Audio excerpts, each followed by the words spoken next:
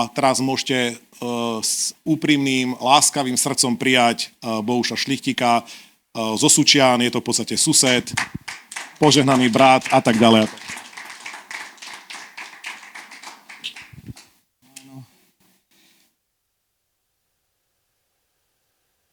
Tak, pripravím sa.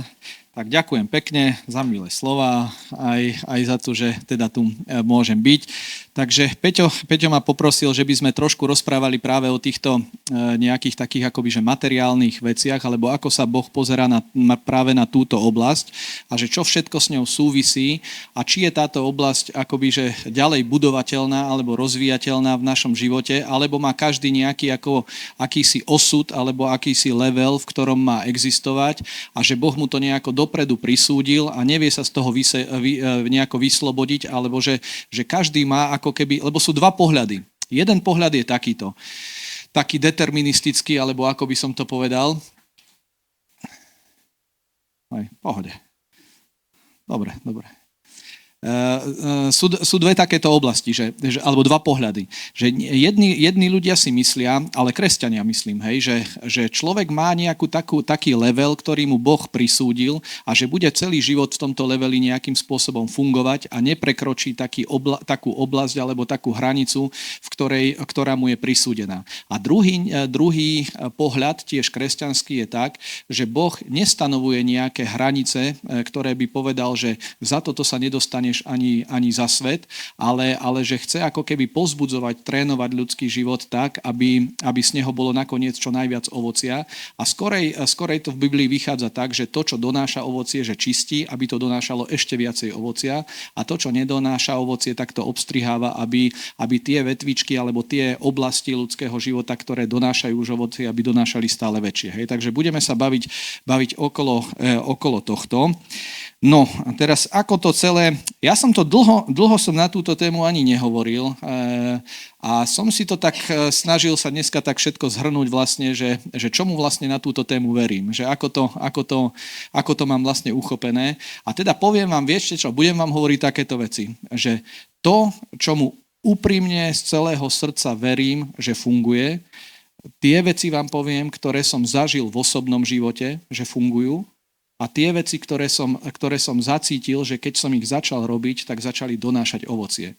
Nebudem vám preto hovoriť nejakú takú veľkú, neviem akú teóriu, lebo to je fakt, keď som sa pripravoval, pozeral som si tú tému, tak o tom by sa dalo možno rok hovoriť, hej, o každej z tej oblasti, že mnoho je tam vecí, takže keď niečo len tak spomeniem, no tak pre nedostatok času.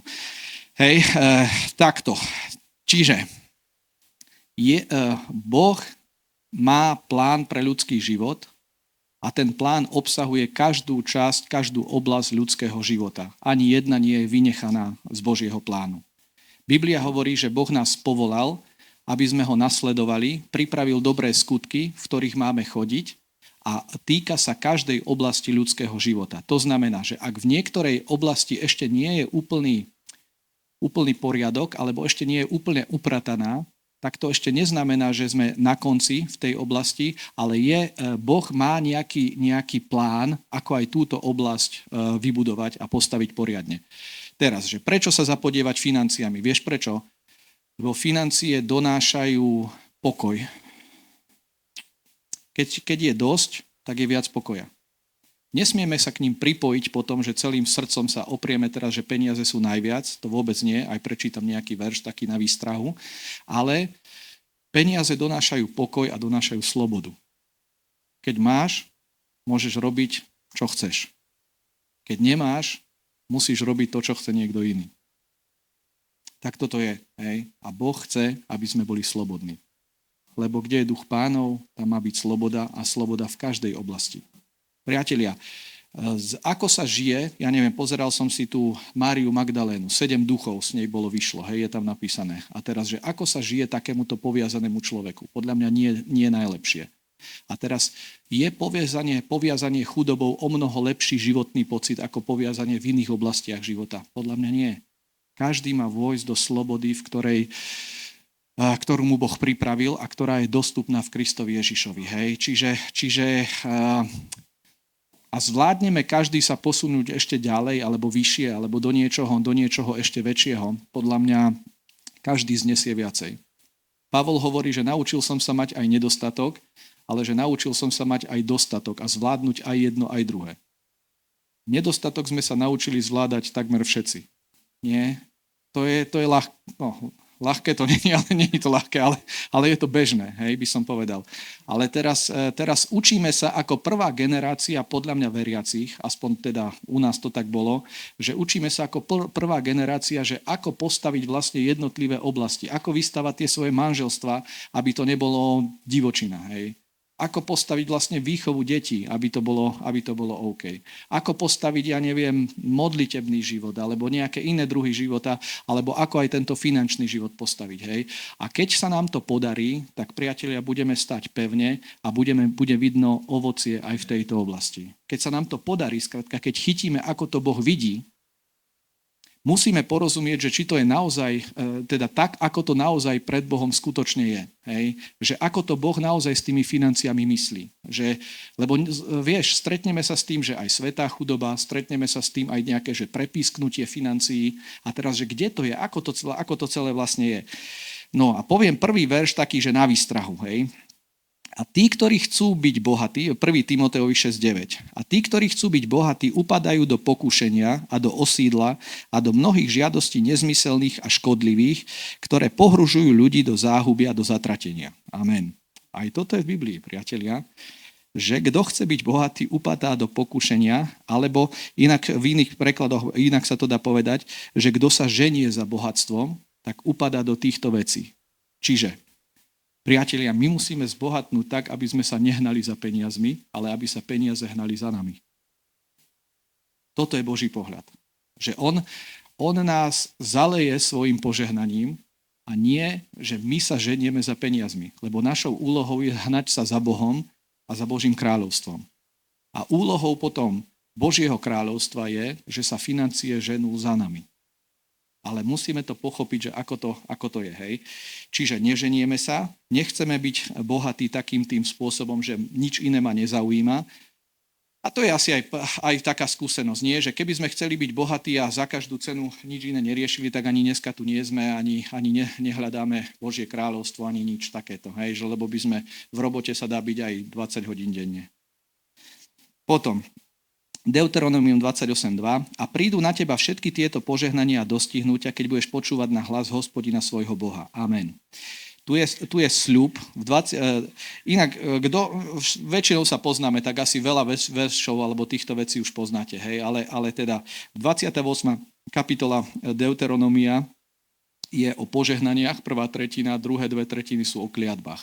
A teda tie verše o požehnaní hovoria toto, že ak ma budeš počúvať, ak naozaj vypočuješ, čo ti Boh hovorí, tak požehnania ťa budú, ako to tu je presne, budú ťa stíhať, dostihnú ťa. Hej. To znamená, že môže to byť takto, že ja počúvam na Boží hlas, on mi niečo hovorí, napríklad pusti sa do tohto, ja to spravím a na základe toho ma začne dobiehať nejaké požehnanie, ktoré beží rýchlejšie ako ja a dostihne ma. Aj keby som išiel iným smerom. Lebo kto ťa dostihne? Niekto, kto je rýchlejší. A Boh prikázal, že tomu požehnaniu, že ty bež rýchlo. Ty ho dostihni. Ty musíš byť rýchlo na jeho chrbte. Rýchlo musíš bežať s ním. Hej? A že kedy to je? Že keď budeš počúvať na jeho hlas. Viete, čo som si uvedomil? Že hodnota vedenia Svätým Duchom je obrovsky dôležitá. Obrovský, veľká je to vec. Že ten, kto sa naučí počúvať jeho hlas, tak ten začne zakúšať požehnania aj výsledky vo svojom živote. A ten, kto sa nenaučí počúvať jeho hlas, tak sa to začne strácať v akejsi takej, niečom takom, takom. Biblia hovorí napríklad, že ako chromé nohy, že ktoré iba tak visia a nevedia nič spraviť, hej? Lebo nefungujú. No a teda Raz som to kázal, viete kde, nedávno som to nedávno, možno zo pol roka sme o tom v Prahe hovorili takýmto spôsobom, že 23. žalm hovorí, že Hospodin je môj pastier, nebudem mať nedostatku a všetky tie požehnania. A teraz, všetky tie požehnania máme radi. Ale čo to tam je napísané? Že Hospodin je môj pastier a preto tie veci sa budú diať. To znamená, že ja počujem jeho vedenie, nechávam sa smerovať vo svojom živote a idem do tých vecí, ktoré mi Boh ukazuje, aby som do nich išiel. Ak ja trafím tie veci, ktoré mi Boh pripravil, tak som vyhral. Ak ty trafíš tie veci, lebo sú veci, počúvaj, takých Romákov som teraz viezol na zhromaždenie, hej, a z úplne hrozných podmienok. Neviete si to možno ani predstaviť, ako v Martine je jedna taká, čo to je? Také geto, no, bambusky, presne, hej. Bol si tam niekedy? Kvorka je, áno, presne, viem, hej, áno, viem, o čom vravíš. Počúvaj, to je, vieš, ako to tam vyzerá? Predstav si Afriku, najhorší, čo si vieš predstaviť, tak to je tak a ešte horšie, by som povedal. Úplne je tam blato, je to vyhorené bunky, sú tam vybité okná, sú tam deti, ktoré behajú bez všetkého. Skrátka tak, hej. A teraz viezol som ich na zhromaždenie, lebo sme tam boli evangelizovať. No a vieš, čo platí? 2-3 zlé rozhodnutia v živote a tvoj život je úplne v prdeli. 2-3 dobré rozhodnutia a tvoj život naberie úplne iný smer. 2-3. Priatelia, úplne je to biblická vec. Biblia hovorí, že múdrosť je, viete čo? Múdrosť znamená robiť dobré rozhodnutia a taká tá biblická múdrosť je taká, že robíš dobré rozhodnutia a robíš ich jedno za druhým. Že nepretrhnutá reťaz dobrých rozhodnutí. A to je len, vieš čo, že múdrosť súvisí s tým slovom vážiť, alebo zvážiť, alebo rozhodovať sa.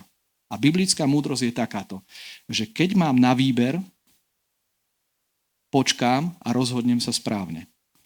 Boh mi ukáže a ja to spravím správne. A keď spravím 2-3 takéto rozhodnutia, priatelia, ľudský život sa začne podobať na požehnanie. Začne sa to v ňom hýbať. Začne sa to ukazovať, že tamto, čo si sa tam deje. Že čo si tam je. Že niečo sa mení. A teda súvisí to s tým, že počuť Boží hlas alebo nechať Ježiša, aby viedol môj život a bol skutočne mojím pastierom.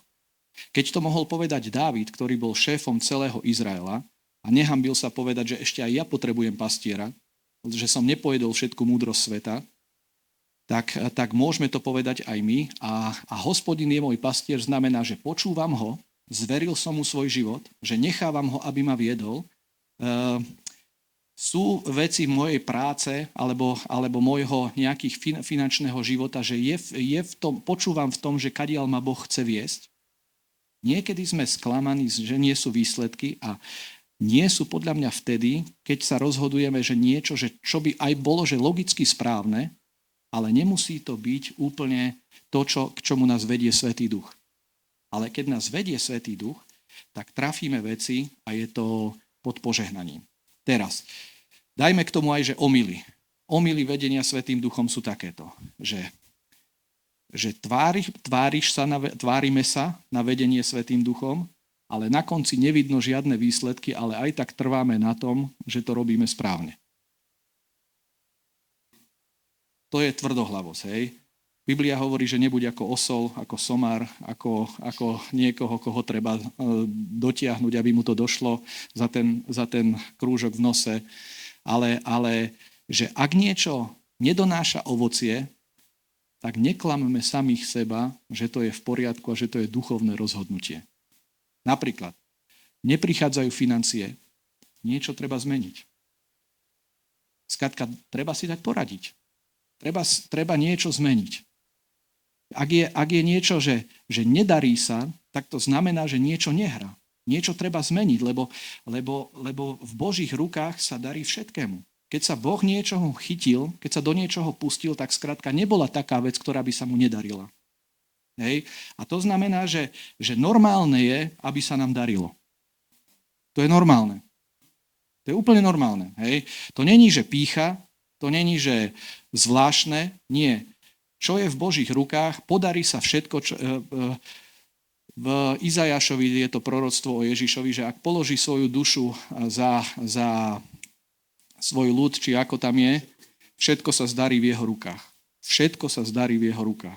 To znamená, že keď to chytí on do ruky, musí sa to zdariť v jeho rukách. To je proroctvo o Ježišovi, ak položí svoju dušu za svoj ľud. A on položil svoju dušu za svoj ľud, čiže platí to proroctvo, že sa mu teraz má podariť všetko, čo drží vo svojich rukách. Ak drží náš finančný život vo svojich rukách, tak vtedy sa podarí pozdvihnúť náš finančný život. Jediný je v tom takýto problém, hej? Takýto je v tom problém, že hovoril som desi, že kedy je najväčší osoch z Ježiša? Vieš kedy? Keď môže šéfovať. Lebo otec mu zveril šéfovanie celého sveta. Vtedy je jeho najväčší osoch. A teraz, kedy je v našom živote najväčší osoch z Ježiša? Keď šéfuje v našich životoch. Keď mu nechávame ho viesť. Problém je v tom, že není to taký druh kráľa, alebo šéfa, ktorý by prišiel a násilne povie, ja budem viesť tvoj život, či sa ti to páči alebo nepáči. Ale je to taký druh kráľa, ktorý prichádza, že klope na tvoje srdce a až keď mu otvoríš a keď ho pozveš, tak bude večerať s tebou. To znamená, že ak chceme, aby vládol v našich financiách, musíme ho pozvať a musíme mu povedať, že aj táto oblasť treba, že málo jej rozumiem alebo nerozumiem jej vôbec, alebo potrebujem v tom niečo poradiť. Hej? Takto by bolo rozumné k tomu pristúpiť a nie je to ani hanba povedať. Ja si pamätám, poviem vám svedectvo, hej, čo ja som zažil. Hej? Keď sme sa zobrali, tak toto bola nejaká naša najťažšia oblasť a nevedeli sme sa s ňou tak ľahko vysporiadať, aspoň ako ja. Hej? Lebo cítil som ten tlak, že je to viac menej akože na chlapovi, taká vec, že popasovať sa s tým, ale niekedy je to aj na ženách, keď sú samé, alebo keď manžel sa nemá, neviem k čomu si, hej. No a vtedy to musia zobrať oni, vtedy to musia trošku zobrať oni. A je dobre, keď aj žena vie ako keby vybudovať tú prosperitu, lebo to pasuje to aj mužovi, aj žene. V tých 31. kapitole prísloví tam je o múdrej žene, ktorá skrátka tomu rozumie. Vie, ako to celé funguje a je radosť tam ju vidieť, je radosť, že tam sa stará o tie veci. A teda prosperita a múdre uchopenie týchto pravd svedčí aj mužovi, aj žene. Hej? A teda každý to môže dotiahnuť ďaleko. Každý to môže dotiahnuť ďaleko v oblasti financií. No a teraz ja som mal takúto vec, že zobrali sme sa a mňa to nikto neučil. Ja som nevedel, ako s peniazmi robiť. Ja som ani dokonca nevedel, akože zarobiť. Bol som taký trochu, že chcel som podnikať. Hej. A aj som sa do toho pustil a vôbec mi to nešlo. Bolo to veľmi zlé. Nevedel som zarobiť nič. Skrátka, ľudská na pol úväzku doniesla z kvetinárstva, keď predávala viacej peňazí, ako som ja veľkým biznisom zarobil. Hej. Čiže takýto bol môj nejaký štart. A spravil som jednu vec. Povedal som si, že musím tú tému uchopiť, lebo buď ju uchopím a prelomím v nej, alebo ju neuchopím a do konca života budem pozerať a nezoberiem s nej nič a možno budem závislivo pozerať na ľudí, ktorí sa to podarilo. A nechcel som do tohto padnúť.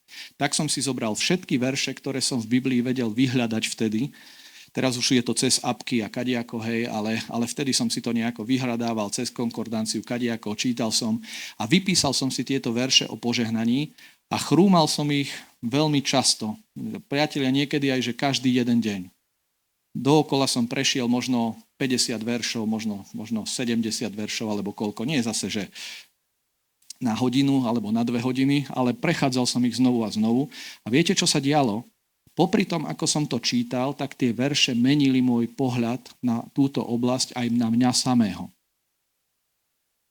Čítal som to a vo vnútri prebiehala nejaká operácia, ktorú nebolo vidno zvonka, bola laparoskopicky, A vo vnútri prebiehala nejaká operácia, ktorá popri tom vymieniala moje srdce. Niekoľko, že mesiace som to ani nevedel poriadne, ale vo vnútri niečo prebiehalo a začal sa tam rodiť iný svet. A popri tom, ako som to čítal, tak sa začalo diať toto. Že ja som v tom vnútornom pohľade, ktorý sa vo mne začal z tých veršov rodiť, začal som vidieť samého seba ako človeka, ktorý v tom prelomil. Začal som sa vidieť, že ja som súčasťou toho požehnania, o ktorom sa to tu napíše. Začal som si to o sebe myslieť. Nikomu som to zatiaľ nehovoril, ale už som si to myslel. Lebo jednak som nevedel, že no pozri, jedli sme však tie cestoviny a kadečo, ale vo vnútri už boli rezne. Ja už som videl rezne, ale jedli sme ešte stále cestoviny.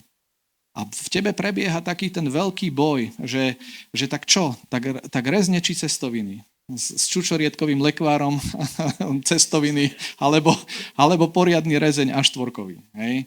A teraz ty bojuješ vo vnútri s týmto vnútorným akýmsi stavom, že ktorý hlas je vlastne silnejší? Hlas toho taniera, ktorý vidíš pred sebou a sú na ňom nie hnusné, ľudská ich varila, dobre boli.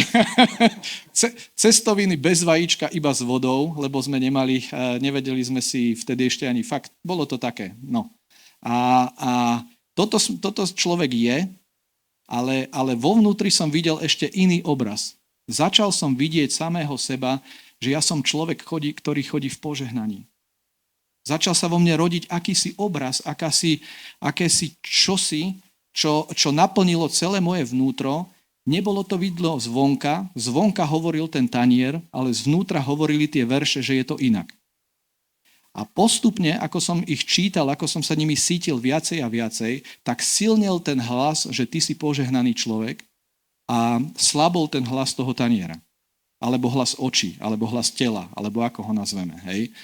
A až v jednej chvíli som si to o sebe normálne začal myslieť, a povedal som, ja som vlastne požehnaný. Nie, že budem, kde už som teraz požehnaný.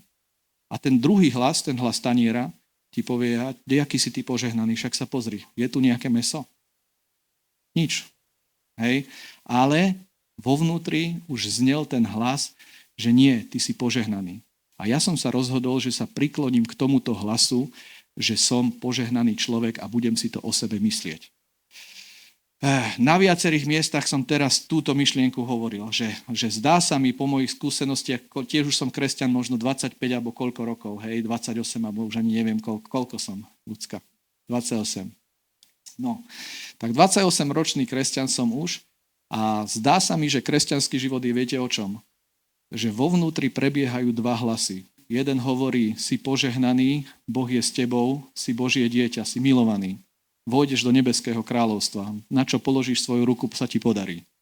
To je jeden hlas. A druhý hlas je to, o čom to ty tu točíš. To na čo sa tu ty hráš. Však sa pozri na ten tanier. Povedz mi dobre, čo tam je. Vidíš tam panenku, aspoň nejakú menšiu, alebo tam vidíš tam aspoň o čom tu hovoríš. Ale vieš čo? My sa vieme viacej vo svojom vnútri viacej pripnúť k tomu, čo vidíme v tom vnútornom svete, ako v tomu, čo vidíme svojimi očami. A keď sa chorý pripne vo vnútornom svete k uzdraveniu, tak bude uzdravený. Keď sa chudobný pripne vo vnútornom svete k tomu, ktorému nakreslí Božie slovo, ten obraz, keď sa pripne k tomuto svetu, tak začne v jeho živote pôsobiť požehnanie a nemusíš spraviť nič viac, že nič extrémne viac. Prejaví sa to v nejakých múdrejších skutkoch, to povieme si neskôr, ale počúvaj, nič extrémne inakšie nespravíš a zrazu začneš pozorovať, že sa ti darí a ani nevieš povedať, že prečo. Odpoveď je ale takáto. Preto, že si sa v tom vnútornom videní a v tom vnútornom presvedčení viery pripol k tomu, čo hovorí Božie slovo. Toto je pravda. No A to, čo mňa zmenilo najviac, a vy si to ale musíte zariadiť každý po svojom, hej. Toto nevie, akože podľa mňa nevieme na jednom verši alebo na jednom príbehu postaviť všetci vieru takú istú, hej. Mňa zmenil nejaký jeden príbeh, hej, v Biblii, ale tebe Boh môže poslať úplne iný príbeh a vôbec z toho nebuď nejaký taký rozrušený alebo nejaký, hej, že by to malo byť nejako inakšie. Môže to byť inakšie a je to v poriadku. No a teraz poviem ti, že čo zmenilo mňa. Genesis 3.14 asi, Galackým 3.14, potom pôjdeme do Genesis.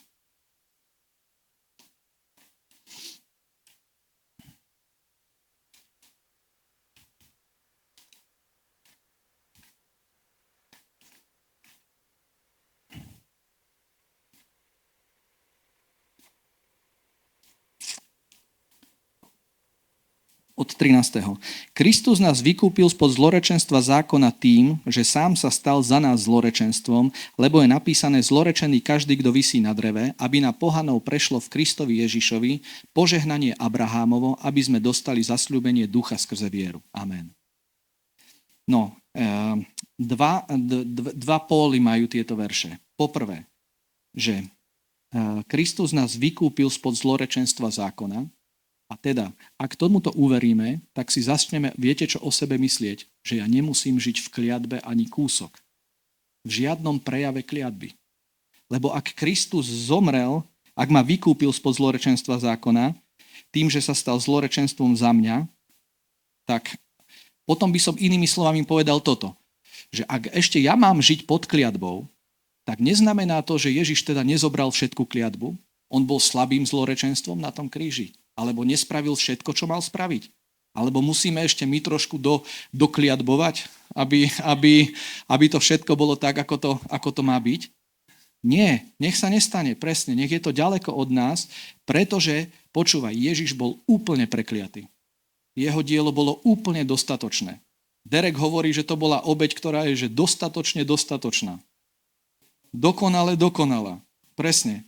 Že obsahuje úplne všetko a nevieme k nej nič pridať, nič z toho ubrať, ale skrátka, že je v nej obsiahnuté všetko, že už není k nej čo dodať. Ani vetička, ani slovko, ani nič. Čiže ak bol dokonale prekliatý, tak ja som dokonale zbavený kliatby. Ak bol dokonale prekliatý, fakt, ak bol dokonale prekliatý, skrátka, dokonale som vyslobodený z kliatby, ani zrnko kliatby na mne nemôže byť. Ani zrnko, ani slovíčko, ani brvou, ani nič. Skrátka nie. Nie. A my musíme byť odvážni, v niektorých veciach, že odvaha viery. Že Biblia hovorí, že o smelosti, že so smelou dôverou prichádzajte pred trón milosti, aby ste dostali milosrdenstvo a milosť správny čas. Odvážme sa myslieť až takto, že megalománsky by som povedal. Čiže môžem žiť bez kliatby, absolútne, úplne bez kliatby, bez štípky kliatby, nemusí byť na mne absolútne nič a v žiadnej oblasti môjho života sa skrátka nemusí prejaviť a hotovo. Amen.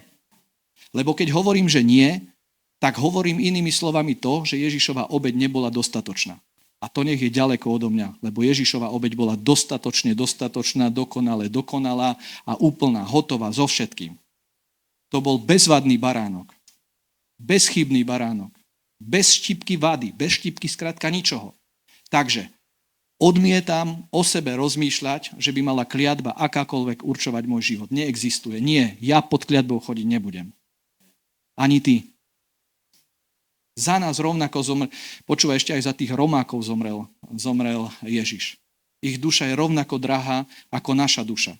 Rozbité životy na minďar, ale Ježiš bol prekliatý aj za nich a každý jeden z nich môže žiť jeden úspešný, požehnaný život. Keď sa k nemu pripnú, skrátka Ježišova obeť je dostatočná, hotovo.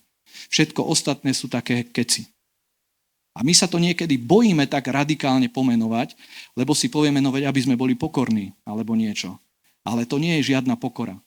To je hazardovanie so slovom, alebo také zosmiešňovanie slova, alebo zosmiešňovanie Ježišovej obeti. Skrátka nie.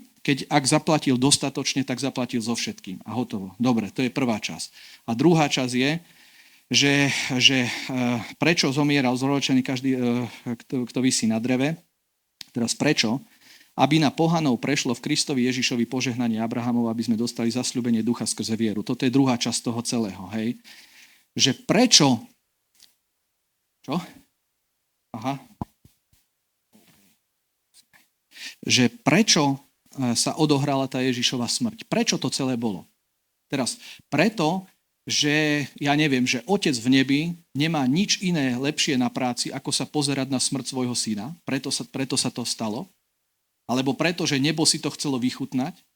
Alebo preto, aby bol dobrý príbeh, aby sa o ňom dalo točiť. Nie. To malo, že konkrétny dôvod. To bolo, že na niečo. Ježiš na niečo zomieral. Na to, aby niečo sa stalo. Aby niečo z toho vyšlo. Aby niečo z toho vyplavilo sa von. Aby sa stalo niečo, aby vošlo niečo do tohto sveta. Na niečo to skrátka bolo. Hej? A na čo to bolo? Aby na pohanov prešlo v Kristovi Ježišovi požehnanie Abrahamovo. Čiže poprvé, myslím si o sebe, že kliatba v mojom živote nemá miesto a nemá čo tam robiť v žiadnej oblasti. Po druhé, myslím si o sebe nie len to, že nemá čo robiť, to ešte by som bol tak na nule. Aspoň nie som v mínuse, už až to by bolo dobre. Lebo kliatba ťa dostáva do mínusu, potom je desi nula, už aj to je lepšie chodiť s vyrovnaným, povedzme, že keby sme to dali na rozpočet, tak s vyrovnaným rozpočtom je lepšie ako v červených číslach každý mesiac. Ale tu na Biblia hovorí, že nie, že Ježiš to potiahol ďalej a že tá jeho obeť bola taká, že nás dostáva do plusu. To hovoril ešte aj Bonke, keď si pamätáte, nie od mínusu k plusu. Mínus je kliatba, plus je požehnanie. A dostalo nás, že aby na mňa prešlo v Kristovi Ježišovi požehnanie Abrahamovo. Takže, čo si o sebe myslím druhú vec, že nie len, že na mňa nepôsobí kliatba, ale že som požehnaným človekom a že na mne pôsobí Abrahamovo požehnanie. No, snažím sa to nejako aj povedať, čo vo mne horí, aj zase nezdržať sa iba v týchto veciach, hej, ale ešte toto poviem, že čo to Abrahamovo požehnanie vlastne je. Nejdem to čítať. Nejdem to listovať. Učiním ťa veľkým národom a požehnám ťa a zvelebím tvoje meno a budeš požehnaním. A požehnám tých, ktorí ťa žehnajú a tých, ktorí ti zlorečia preklejem a požehnané budú v tebe všetky čelade zeme. Hej, toto bolo to Abrahamové požehnanie, ktoré sa tu myslí. Ešte bolo aj na ďalších veršoch tak rozšírené, ale základ je už tu v tom úvodnom povolaní, ktoré Abraham dostal. A teraz otázka je, že čo dvíhalo Abrahamov život? Keby sme si položili otázku, čo teda zodvihlo Abrahamov život? Jeho talent? Jeho schopnosti? Jeho výnimočnosť ako človeka? Jeho, kontakty s Abimelechom? Alebo s kým sa tam dal? Že vieš, čo ho pozdvihlo? Že Boh nad ním vyslovil požehnanie, ako to v jeho živote bude vyzerať a on to vierou prijal a zobral to do svojho života, stal sa otcom viery, ale vieš, čo mu uveril? Tomuto požehnaniu. Že toto Boh myslí pravdivo, je to pravda a toto sa v mojom živote stane. No, a teda vrátenie sa k tomu Galackým znamená, viete čo? Že ak Abraham nebol pozdvihnutý svojou vlastnou silou, a svojou vlastnou zbožnosťou, čo je v liste Rímanom napísané, že ak by bol svojou zbožnosťou, že má sa čím chváliť, ale nie pred Bohom, ale pred ľuďmi. Čiže nebol týmto pozdvihnutý, ale zodvihlo ho nejaká duchovná sila, ktorá sa volá Abrahamovo požehnanie. A Biblia hovorí, že v Kristovi toto Abrahamové požehnanie prešlo na mňa, lebo Ježiš ho zaplatil, aby nezostalo na jednom človeku, ale aby sa roznieslo. Tak toto Abrahamovo požehnanie dneska pôsobí na môj život. A tak, ako dvíhalo jeho, skrátka dvíha aj môj život. Tak, ako dvíhalo jeho to požehnanie, tá sila, tá duchovná realita, to, čo Biblia nazýva, že tým požehnaním, lebo tie vyslovené slova, oni ho začali meniť. Oni toho Abrahama začali z neho robiť to, čo z neho na konci vlastne bolo. To, čo sa s Abrahamom stalo, tak to sa stalo na základe tých slov. Napríklad už pri stvorení vidíme, že Boh stvoril zvieratá a potom hovoril, že ploďte sa a množte sa. Hej? Alebo aj ľuďom, že ploďte sa a množte sa. Prečo sa ľudia plodia a množia? No preto, že Boh povedal, že ploďte sa a množte sa, lebo bez toho by sa to nedalo. A dneska nám to príde prirodzené, ale bez toho, že by to Boh nepovedal, tak by sa to neudialo. Lebo jeho slovom všetky veci sa dávajú do pohnutia a do toho, že sa začínajú odohrávať. Lebo na počiatku je slovo a a to slovo je od Boha, u Boha a nič sa nedieje mimo toho, čo prináša slovo. Hej. Čiže Abraháma niečo dvíhalo a dvíhalo ho táto duchovná moc, ktorá sa volá Abrahámovo požehnanie a ja si o sebe môžem myslieť, že toto Abrahámovo požehnanie je dneska na mne a sprevádza ma všade tam, kde prichádzam. Preto keď rozmýšľam o svojom, poviem, že práci, alebo biznise, alebo čosi, tak rozmýšľam o sebe ako o človeku, na ktorom toto Abrahámovo požehnanie je. Hej. Dobre, toto je taký nejaký, povedal by som, že nejaký základ, hej, že taký z toho duchovného. Hej. A teraz, že čo to začne pôsobiť? To Abrahámovo požehnanie a tie slova, ktoré k nám Boh hovorí, začnú teda pôsobiť ten obraz akýsi, v ktorom začneš vidieť samého seba v inej realite, ako si momentálne a v inej realite, ako sa ti darí momentálne teraz. Začneš sa vidieť väčší, ako si. Nikto to ešte nevidí, ale v tvojom vnútri to už žije a nikto ti to nemôže zobrať. A ak sa uvidíš týmito Božími očami, alebo v tom pohľade nakreslenom, ktorej Boh nakreslí v tvojom srdci, tak sa to začne tvoj život približovať tomu obrazu, ktorý si tam uvidel. Ja som tam skrátka videl to, že financie ku mne budú chodiť a že si nebudem požičiavať, ale že budem požičiavať mnohým. A vďaka Bohu, nebolo to hneď, počúvajte, poviem, že aby som tak na pravú mieru, že tá premena, ten prerod, alebo čosi, u mňa to nebolo moc rýchle. Hej. U mňa to bolo, že možno aj 2 roky to trvalo. Hej. U vás to môže byť za 2 dní, lebo ide len o to, ako ti to rýchlo dojde. A vieš, niektorí sme rýchlejší, niektorí nie. A teda u mňa to bolo trošku pomalšie, ale tebe možno páli lepšie. No, ale lepšie za 2 ako nič. A potom sa to začalo pekne meniť. Boh mi ukázal, že niečo mám spraviť a ja som zo 2 dobré rozhodnutia skrátka spravil. A bolo to fajn. A doteraz to vidím, že tie rozhodnutia, ktoré mi ukazuje Boh, tak tie dopadávajú dobre a tie, ktoré sú veľmi dobre vymyslené, ale ja som ich vymyslel, tak... Vieš, kupoval som auto. Tak som to dobre vymyslel, fantasticky. Všetko malo, čo som chcel. Len jedinú vec nemalo, svedectvo od Boha. A už keď som ho kupoval, som vedel, že je zle. Ešte som nevedel ani prečo. Najhoršia kúpa, také som mal, také SUVčko, tak som sa tešil, veľké, toto, na plyn, fantázia, bude to dobré, hej. Ale nakoniec mi viacej stálo, ako chodilo. Ešte mám aj kolaje tam, kde stálo na Zámkovej dlažbe u nás. A potom na konci som ho predal nejakým Romákom za 600 eur, že zoberte si ho, ja ho nechcem ani vidieť. A vzal som na ňo dosť veľké peniaze, hej. A potom som si povedal, že už to nespravím. A inýkrát som išiel kupovať, išli sme auto, prišli sme k prvému a tiež malo všetko, čo toto, ale zase tam nebol tento pocit. Tak som vravel, ideme ďalej. A išli sme k ďalšiemu, to som ešte len som ho zazrel, som vedel, že to je ono, berieme, hotovo, vybavené.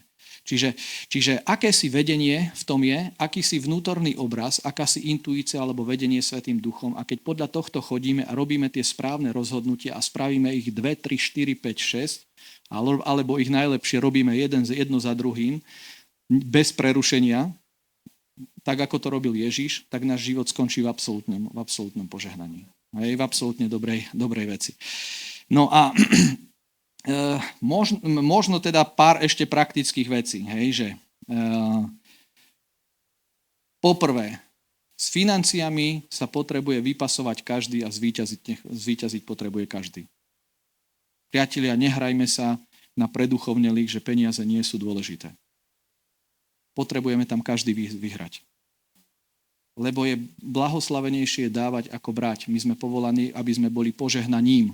To je aj v tom Abrahamovom požehnaní. Nie, že budeš požehnaný, tak ledva prežiješ akurát, ale že budeš požehnaním. V 23. žalme je to inak, ale napríklad je to napísané, že tvoj pohár preteká. Čo to je pretekanie? No, že už v tom pohári viac, ako dokáže ustať. Nie? A lepšie sa dáva z pohára, ktorý preteká druhým, ako pohára, ktorý je nedostatok. Vieš, a ty budeš mať výčitky svedomia, mal by som dať, ale aj pohár je prázdny. Čo teraz? No treba postaviť požehnanie, treba postaviť prosperitu. Priatelia, každý to postavme. Od mladého do starého, hoci kde. Hoci ako. Každý nech prosperuje. Viete, ako by sa darilo kresťanstvu, keby v ňom bolo všetci požehnaní? Pozri, Izraelčania, keď vychádzali z Egypta, tak vyšli všetci asi všetci. Neviem, či všetci úplne. Možno boli takí, čo Boh povedal, že a teraz to spravíte takto. Pôjdete si vyžiadať zlaté a strieborné nádoby, každý ku svojim susedom a potom vyjdete z Egypta. Ale niekomu to mohlo byť blbé. Napríklad si viem predstaviť, že by som doma s ľudskou riešil, že ty a to mám ísť k susedom. Fakt, že vypýta takéto veci. Presne, a deti. Choďte, obehnite všetko, celé rabiny. Hej. Ale mohlo to byť niekomu blbé, hej? Ale pozri, ale v tej chvíli bolo treba spraviť blbú vec, ktorá sa človeku ťažko robí, ale bolo ju treba spraviť. Pozri, čo keď ťa pošle Boh, že zákazku treba ísť vybaviť tam? Tá nemôže ísť, to je blbé. A čo keď je to blbé? A čo keď je to bod zlomu? Čo keď je to bod zlomu? Nie? Poznáš aj ty? No. Tak áno, už nejaký čas žijeme s Bohom. Hej? Čiže niečo ani nemusí sa javiť také, že strašne príťažlivo to spraviť, že to je najúžasnejšia vec, čo si viem teraz predstaviť. Ale aj tak ťa Boh k tomu vedie. Je to trošku aj blbé, trošku aj to nekomfortné môže byť, ale môže to byť vec, ktorá prináša skrátka zlom do ľudského života. Môže to byť niečo, čo odkloní tvoj život a už nikdy nebude taký istý.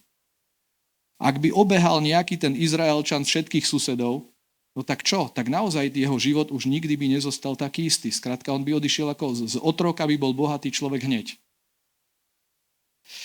No, hej, čiže toto chcem povedať, že zveďme tento boj hrdinsky všetci, bojujme dobrý boj viery proti chudobe, proti nedostatku, ako proti ozbrojencovi a zbrojnošovi, či ako to tam je presne napísané. Vytlačme to preč, zoprime sa tomu, povedzme, že nie, že ja som povolaný žiť skrátka v požehnaní, ktoré Ježiš vydobil, v Abrahamovom požehnaní. A teda, čo vidím na Abrahamovom živote, tak to by som mal právo si predstavovať aj na svojom živote. Deti, budúcnosť. A vieš čo ale, je zaujímavé, toto som si, prvýkrát som to tak zaujímavo počul povedať, neviem už z ktorého kazateľa, ale niekoľko mesiacov len dozadu, že Abraham naproti tomu všetkému, že a v akom veľkom požehnaní žil, tam je naozaj, že bol požehnaný vo všetkom, je tam zhrnutie, ale že mal mnoho slúžok, tiav, zlata, neviem čoho všetkého, ale vieš, čo je tam?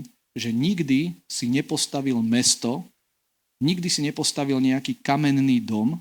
Teraz nehovorím, že my nemáme v kamennom dome žiť, ale niečo to znamená. Že prečo nikdy nespravil, očúvaj, on mal toľko financií, že mohol postaviť mesto, mohol si tam postaviť služobníkov, mohol začať zakladať kráľovstvo, mohol robiť čokoľvek, hej. Nezačal to, vieš prečo? Biblia hovorí Židom, že zostal pútnikom celý život, aby neprirastol k tým veciam tu na tejto zemi, ale aby kráčal stále za Hospodinom a aby peniaze nikdy neboli jeho limitom, že kvôli peniazom toto už nespravím. Počúvaj, toto sa môže stať hocikomu, aj duchovným ľuďom sa to stáva, že kvôli peniazom ohne nejaké rozhodnutie a nepôjde do niečoho, do čoho má ísť, alebo ide do niečoho, do čoho nemá ísť kvôli financiám.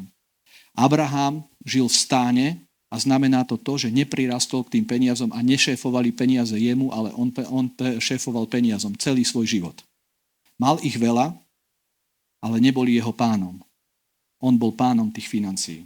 A to je ideálny stav, v ktorom on je. Takže nájdite takú, čo by som odporučil, nájdite taký vzdor, akýsi, taký, že túto oblasť, skrátka, pustím sa do nej. Ja nehovorím, že všetkou silou a na všetko treba zabudnúť, alebo čo, ale aj túto oblasť postavme pevne, lebo prinesie kopec slobody a kopec nových možností do našich životov. Potom je ďalšia vec, že vieme spraviť nejaké také praktické kroky, aby sa začali tie veci nejako diať. Že skúsim vám povedať, že nejakých 5 či 6 takých že pozitívnych vecí, ktoré môže spraviť každý a 2 negatívne a s tým už aj vlastne skončíme. Hej. Na to, aby požehnanie mohlo fungovať v ľudskom živote, tak každý môže spraviť niečo. Nie každý máme neviem aké veľké zdroje, aby sme s nimi začali a bolo z nich neviem koľko. Hej. Možno niekto má len fakt hrivnu, alebo niekto má len, že aj v mínuse sa pohybuje. Ale teda, toto môže spraviť každý.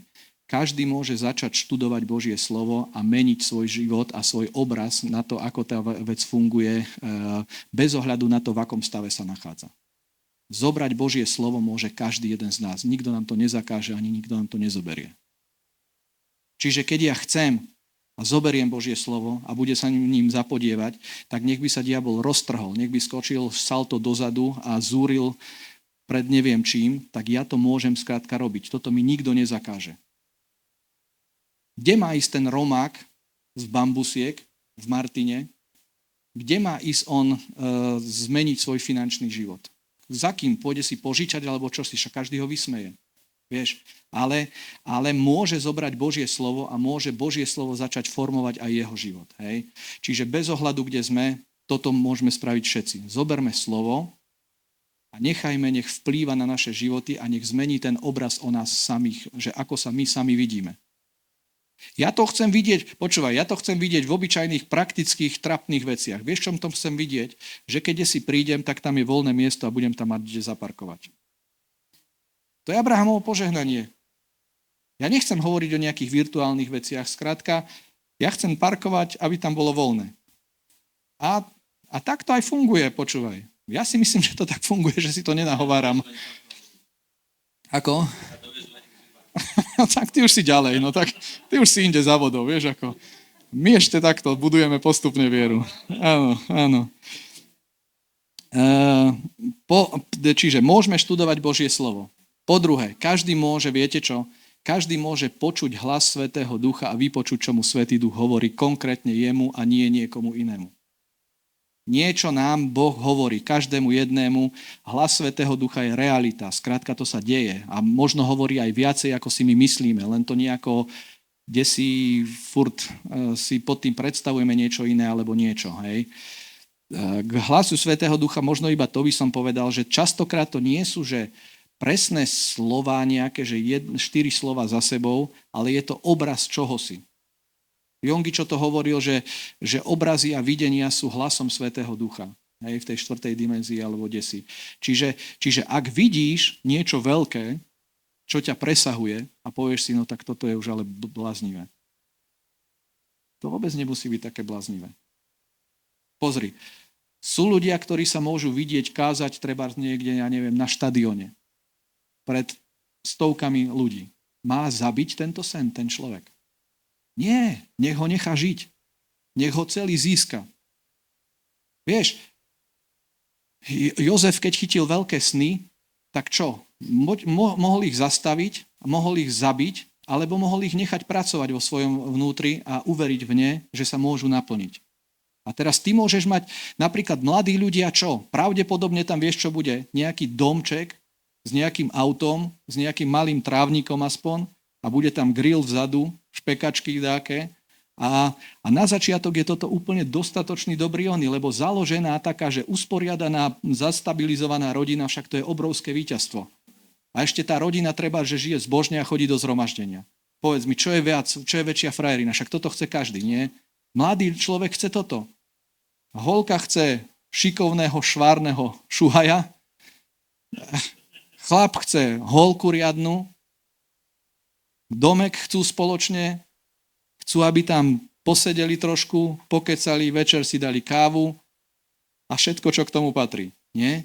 Toto chce každý. A to je málo? To vôbec není málo. To je jedna zastabilizovaná rodina, ktorá donáša mnoho ovocia a je svetlom na tejto zemi, robí skrátka veľké veci. Čo tam viacej? Hej?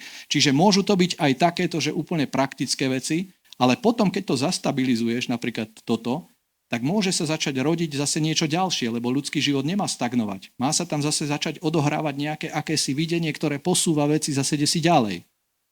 Hej, tak už tam vidíš niečo s tými deťmi. Alebo už tam vidíš niečo, čo sa týka akejsi služby. Alebo tam vidíš niečo také, čo sa týka financií alebo podnikania. Niečo tam zazrieš skrátka. A teraz nemusíme to nechať odumrieť, však nech to žije. Však ak je to zo Svätého Ducha, že vylejem svojho ducha na každé telo, budú mať videnia, sny, toto všetko, hej, čo je v skutkoch v 2. kapitole napísané, prečo by sme to mali nechať zomierať? Nech to žije. Ak je to od Boha, nech nás to celých získa. Vieš, keby to fakt títo ľudia, keby Abraham nešiel vonku a nepočítal tie hviezdy, možno by sa mu nenarodil ani ten Izák. Keby Jákob nebol dal tie prúty, tak sa stádo nevymení majiteľa.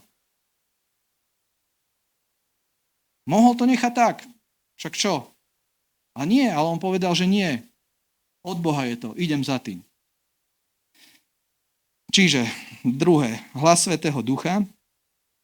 Ďalšia vec je, že môžeš sa spriateliť a rozprávať s ľuďmi, ktorí v danej oblasti už niekde došli. Ježiš bol, viete prečo podľa mňa dobrý učiteľ, alebo dobrý šéf tej skupinky s tými 12? Pretože to zažil a odovzdával niečo, v čom bol ďalej ako tí ostatní.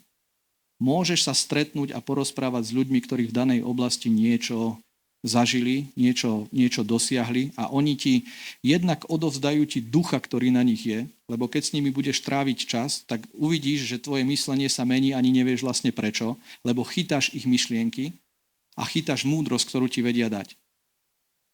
Čiže môžeš sa, napríklad kresťanstvo prináša takýto, že podľa mňa, že nečakaný benefit, že v cirkvi nájdeš aj vplyv, aj bohatých, aj chudobných, aj úspešných, aj menej úspešných a môžeš za tými úspešnými prísť a zvyčajne ti nepovedia, že ty choď, kde chceš, čo ja mám s tebou. Však ja som už úplne inde ako ty. Toto sa moc nedeje. Vo svete sa to deje, ale tu nás zvyčajne je to tak, že príde hocikdo, je neviem aký vplyvný, neviem koľko nul má na účte a ešte aj číslo predtým a skrátka vieš sa s ním porozprávať. A ja mám rád napríklad takéto rozhovory. Ja často zajdem na kávu s niekým, kto vidím, že mu to páli. Hej? Zajtra budem s jedným veľmi, veľmi vplyvným človekom. A chcel som byť s 2 zajtra, ale není v Martine, je v Bratislave. Tak keď tu najbližšie bude, tak chcem s ním hovoriť. A porozprávať o veciach. Lebo neviem kto, to povedal, že tvoj život doletí tam, kde krdel, s ktorým letíš aj ty. Poprvé, nech doletíme do neba a po druhé, nech doletíme k požehnaniam, ktoré využijeme na správne veci tu na zemi. Dobre, to je ďalšia vec, čiže praktické veci. Potom, môžeš sa začať vzdelávať vo veciach, ktorých ti to až tak nepáli a cítiš, že potrebuješ sa zlepšiť. Hej? Lebo existuje aj také niečo, že preduchovnelosť. Preduchovnelosť je niečo, kedy si človek myslí, že si iba sadnem a nemusím robiť vlastne nič. Hej? A že príde to samé, ale Biblia hovorí, že požehnám prácu tvojich rúk. To znamená, že cez niečo to musí prísť. Neprichádza to ako zabalený balíček z neba, ktorý sadne na gauč vedľa teba. Posielam ti to priamo z neba plné dolárov. Nebýva to tak, ale Boh ti ukáže, požehná tvoje ruky a čokoľvek sa dotkneš, tak sa to začne sa to dariť a začne sa to nejako rozvíjať. Toto si všimli tiež napríklad na tom Jozefovi. Kdekoľvek prišiel, tak k čomu kto zveril, tak prišiel na to, keď to robí on, tak to je lepšie ako ja. Ináč to je najlepší zamestnanec sveta, to je Jozef. Nie? Lebo čo môže byť lepšie? Prídeš na to, že niekoho zamestnáš a on to robí lepšie ako ty, čo sa dotkne, sa premení na zlato a ty si povieš, to je dobré, však zvelí mu viacej. Toto prišiel aj Putifar na to, nie? Potom šéf vo väzení na to prišiel. A potom na to prišiel aj samotný faraón. Kdekoľvek bol, tam ho toto sprevádzalo. Áno, a bolo to vidno, hej, že to znamená, že to fakt začalo lepšie fungovať. Fakt to začalo lepšie fungovať. A niekto si myslí, že aj keď to nefunguje lepšie, že on aj tak je taký sebavedomo preduchovnelý, hej, ale nemá výsledky. Ale Biblia hovorí, že strom treba rozoznávať podľa ovocia. Že to je najlepší test, že či na konci po nejakom čase tam vidno nejaké ovocie. Dobre, chvíľu ten tanier ešte môže byť s cestovinami, ale potom už za nejaký čas, keď by som ešte po 20 rokoch rozprával, že fest som požehnaný a cestoviny sú stále tam, tak už by ste to asi mali počúvať menej. Mali by ste si povedať, ty tento netrepe ten náhodou trošku, lebo po určitom čase, že ukáž mi svoju vieru zo svojich skutkov, ukáž mi z nejakých výsledkov, niečo daj na stôl, nejakú vec, hej. A to zase nemôžeme byť takí preduchovnelí, že neboj, ja som požehnaný a raz to príde. Ale ešte ste to nevideli po 20 rokoch, ale po 50 to určite príde. Raz to určite príde. Ale toto raz je taká somarina. Za raz skryješ hocičo. Raz to zmením, raz to všetko napravím.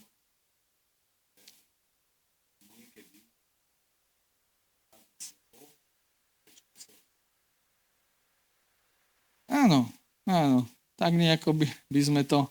No presne, lebo raz znamená, že raz má takú istú výhodu ako zajtra. Zajtra je vždy, nie? Vždy je zajtra.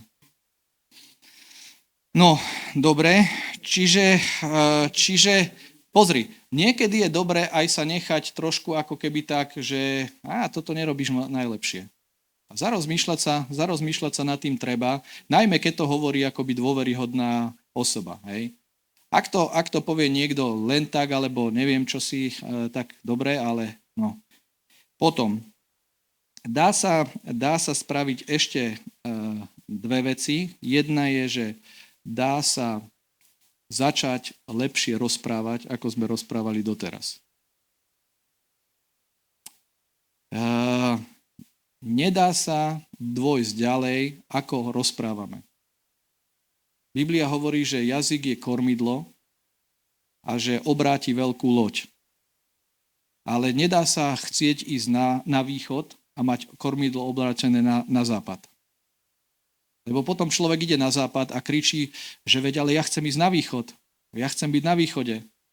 A prečo nejdem na východ? Veď ja chcem ísť na východ. Chcem ísť na východ. Chcem. Ale nejdem. Prečo nejdem? Lebo hovorím, že idem na západ. A teda, ak sa chcem, že nasíti sa človek ovocia svojich úst, je napísané. Hej? To znamená, že čo hovorím, tak toho sa nasítim.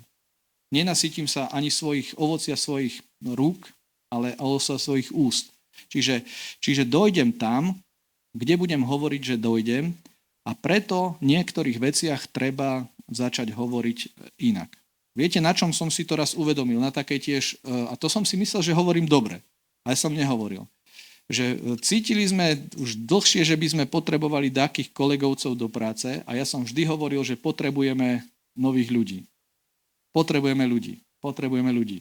A som si hovoril, že veď tak je to, nie? Veď je to, hovorím pravdu, úprimne. Ale potrebovať môžeme navždy. Ja len hovorím, že potrebujeme a budujem tú potrebu. Áno, však potrebujeme, aj budeme potrebovať. Aj navždy budeme potrebovať, však vyrastie veľká kopa potreby. Ale potom som si uvedomil, že lepšie je povedať, že príjmame nových kolegovcov. Že príjmame. A tým aj poviem to, že chceme, aby k nám prišli, keď niekomu hovorím, že toto, aj že vlastne hovorím to, čo one. A začalo sa to tak úplne zlepšovať. A teraz ešte treba prihodiť k tomu, že príjmame veľké zákazky. Príjmame veľké projekty, alebo neviem čo. A teraz to rozprávanie je také, že nevidí človek ovocie hneď, ale ak si vypočujete, neviem, či ste počuli niekedy tú Keatovú Moorovú sériu o jazyku. Keď vyšla, tak to bola bomba. Hej. To je tak 3 roky dozadu, alebo koľko. Bola to bomba. A ja som si ju aj vypočul, teraz nemám ju ešte celú zase dopočúvanú, a možno 7 z 12 už mám. A oplatí sa to znovu tak oprášiť. Hovorme dobre. Nehovorme na seba kliatby, nehovorme na seba choroby, nehovorme na seba zlorečenstva, skrátka hovorme na seba tam, kde chceme dôjsť.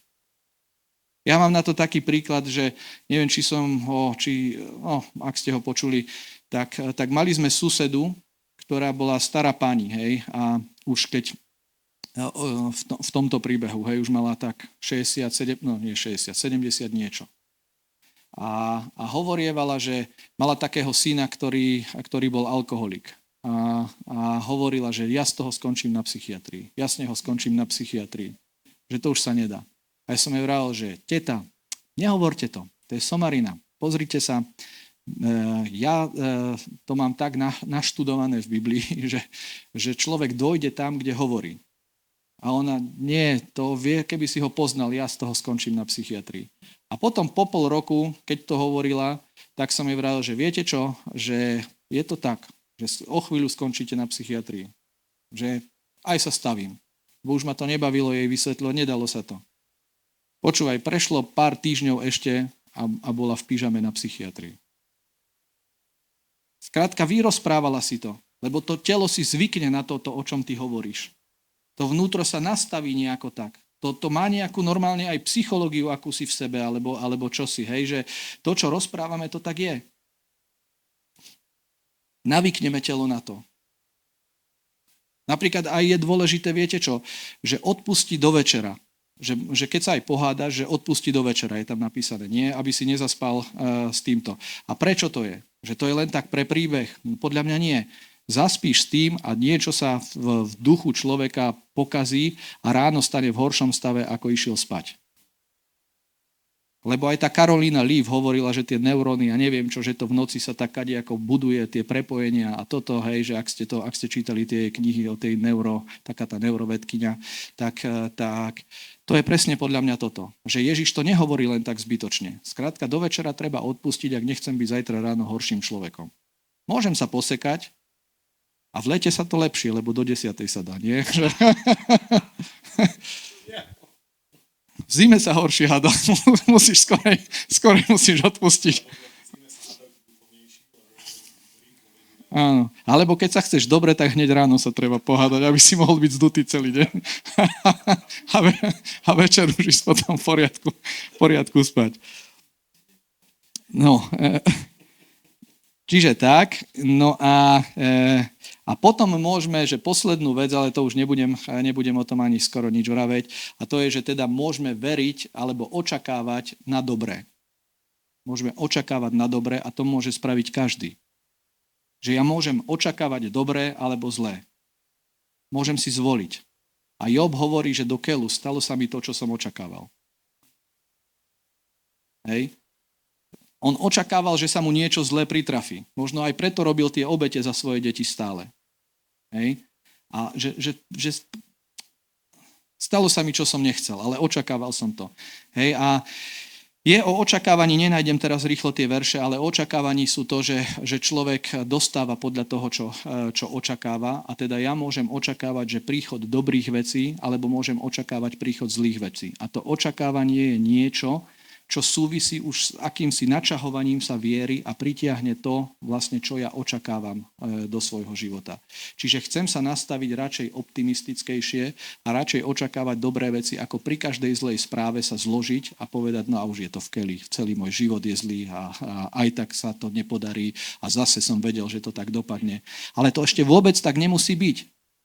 Vieš, dieťa povie, že príde o 9:00, ale o 9:30 ešte není doma, tak prvé čo, no tak už je desi, hej, už ho prešlo čosi a už ho ukradli na orgány a neviem, znásilnené je, alebo čosi desi, hej, že tieto myšlienky začnú človeka ale na čo to vyrozprávať? Počúvaj, na čo tomu veriť? Na čo doplatil Mojžiš, veľký Boží muž? Na to, že nerozmyslene v hneve hovoril niečo, zbrklo, čo nemal povedať. A kvôli tomu ani nevošiel do zasľúbenej zeme. Čo keď my kvôli hlúpym rečiam by sme nemali vojsť do požehnania, ktoré je už pripravené pre nás? Nech zbrklo nehovoríme. Hej? No a povedal som 2 prekážky požehnania, tak neviem, či to bude optimistický záver, či pesimistický, ale poviem vám dve asi by ich bolo aj viacej, aj 3 možno, ale 2 mám pripravené. Hej, že nevojde do požehnania človek kvôli poprvé nevere, lebo nerozumie tomu, že ako to Boh vlastne vidí. Bosford, to bol taký ten z Božích generálov, veľa uzdravení bolo, tak nezacitujem to správne, ale on hovoril, že viera dočiahne iba tam, kde siaha tvoje presvedčenie o Božej vôli. Že ak si hlboko presvedčený, že Božia vôľa je niečo, tak viera dosiahne iba tam, kde toto presvedčenie dosiahne. Hej, že ak je v našom presvedčení, že Boh nechce požehnať ma finančne, tak skrátka ani viera nebude vedieť to zobrať. Ak neviem uveriť to, že on to hovoril na zdravie hodne, hej, že ak trošku vo mne hlodá, že či ma tým Boh predsa len niečo nechce naučiť, či ma nechce môj život toto, tak nebude vedieť tú vieru spustiť v takej tej dravej, nezastaviteľnej podobe, hej. A my potrebujeme sa nastaviť, že jednoznačne nie, Boh ma chce. Napríklad je v Žalme 1 napísané, že Boh má záľubu v prosperite svojho služobníka. Počúvaj, keď má niekto v niečom záľubu, tak sa s tým piple a robí to rád. Keď má niekto záľubu v záhradke, tak tá záhradka tak vyzerá. Napríklad naša záhradka vyzerá tak, že vidno, že v nej nemáme záľubu.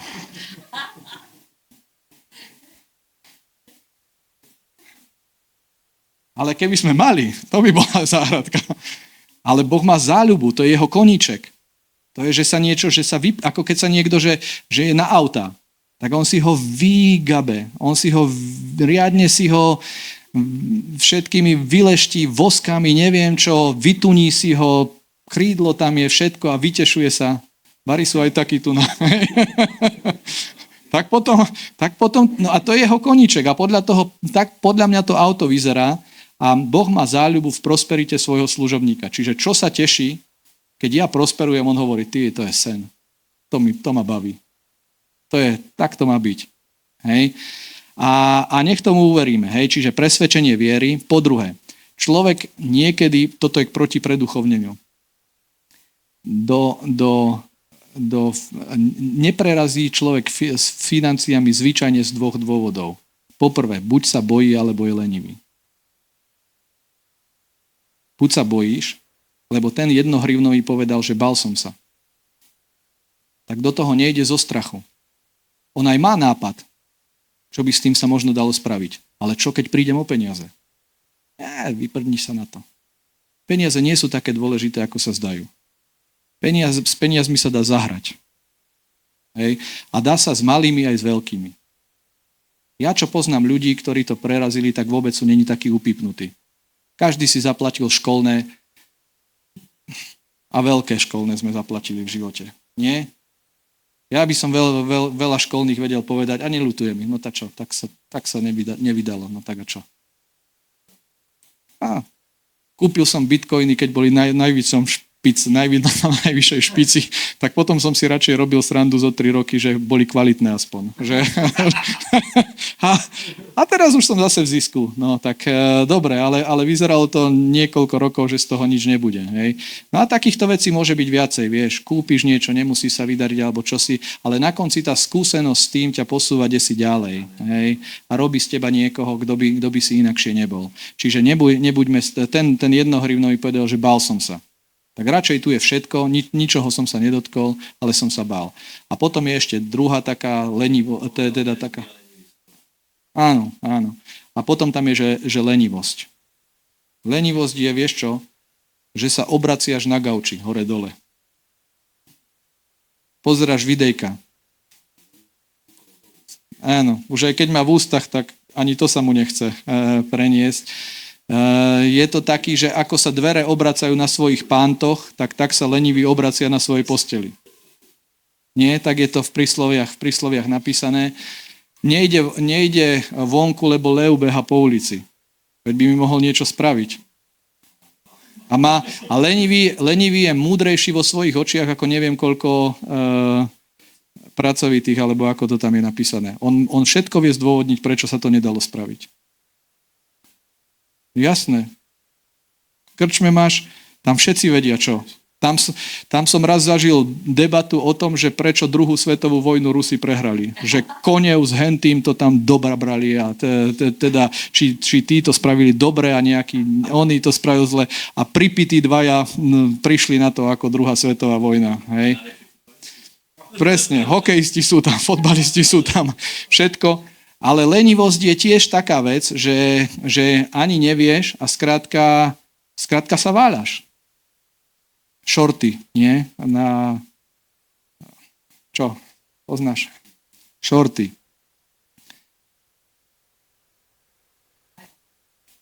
Vieš, aké sú dobré? Všetko tam nájdeš. 2 hodiny tam vieš stráviť, kedy chceš.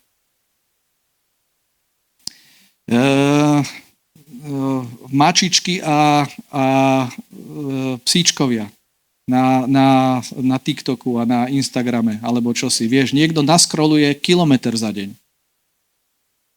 Ani sa nevie vrátiť, už je to tak ďaleko, že by mu pol hodinu trvalo, kým by sa vrátil na začiatok. Hej.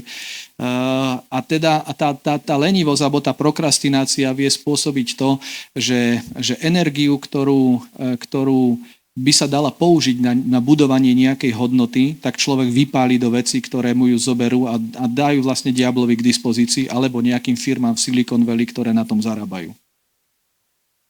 Lebo o to ide. V dnešnom digitálnom svete vieš, o čo ide. O to, že ty si produkt a šeruješ svoj život. Šeruješ svoj čas tu na zemi. Nie, dávaš ho k dispozícii niekomu, tak ako kedysi bolo, že čo sú cigarety? No to je šerovanie tvojich pľúc. Nie, ty ich zdieľaš s tabakovou firmou a ona žije z toho, že jej ty prenajímaš svoje pľúca.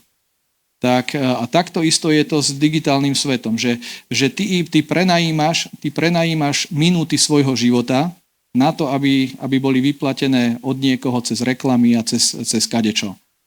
A kto vie, koľko takéhoto času minieme a treba si aj dobre oddychnúť, veď nehovorím, že človek musí byť upracovaný ako toto. Ježiš dokonca aj v službe povedal, že aj tam si treba oddychnúť. Keď boli a slúžili, tak povedal, že teraz nerobte nič, choďte si oddychnúť. Však treba sa dobre zregenerovať, treba si dobre oddychnúť, hej. Nemôže byť človek vyhorený, ale zase, že páliť čas, je napísané, že vykupujte čas, lebo doba je zlá, hej. Takže nájdime aj tam nejaké také, že čas, ktorý patrí Bohu, čas, ktorý patrí biznisu, čas, ktorý patrí rodine, aby sme ho normálne vyskladali. Asi by tam patrilo aj nejaký čas taký, ktorý patrí takému nejakému vzdelávaniu, alebo takej, že knihu si prečítam aspoň raz za